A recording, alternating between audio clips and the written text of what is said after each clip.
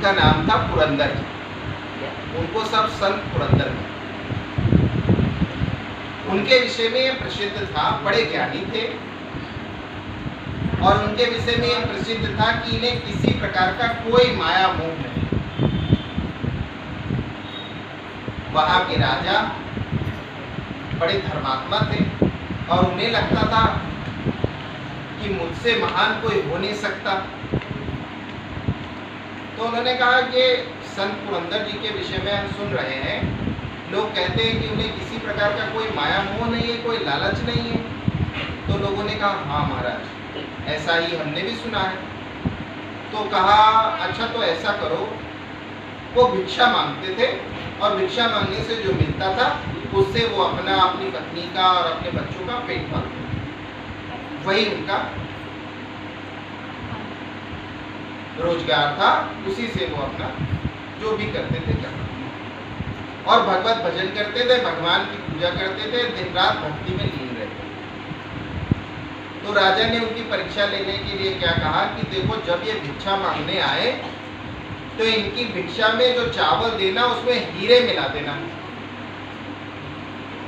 तो उनके जो राज्य के सैनिक थे उन्होंने जब भिक्षा दी तो सोने जो वो चावल देते थे, चावल में हीरा मिला के उन्हें दे दिया करते थे। एक दिन हो गया, 2 दिन हो गया, 3 दिन हो गया, ऐसे महीनों बीत गए और चावल के साथ हीरा सैनिक देते रहे। एक दिन राजा ने कहा तुम तो कह रहे थे इन्हें कोई लोग ही नहीं है और इनको तो तुम हीरा देते चले जा रहे, तो रखते चले जा रहे हैं, चलो देखते हैं चल के ये हीरे का क्या कर रहे हैं।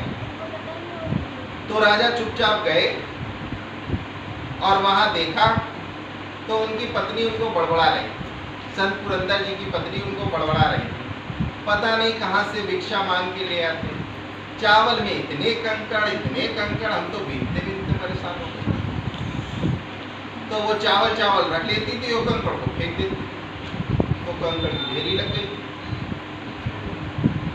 राजा ने सोचा ये हीरे को कंकड़ समझ रही है और इस पे ये संत पुरंदर जी भी कोई ऐतराज नहीं कर रहे, किसी प्रकार की कोई आपत्ति नहीं कर रहे और बीन बीन के वो फेंकती चली जा रही थी। चावल बना के खा लेती थी, खुद भी खा ले, बच्चों को भी खिला दे।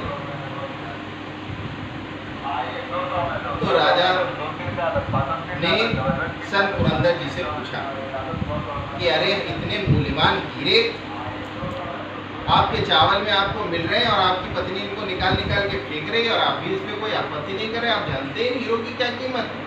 तो कहा राजा जी इन हीरो की कीमत आपके लिए होगी, मेरे लिए तो ये कंकड़ ही है, मेरे लिए इनकी कोई उपयोगिता नहीं है।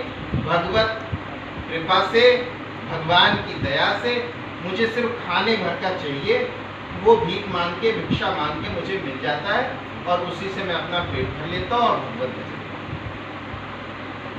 तो व्यक्ति ऐसा जिसको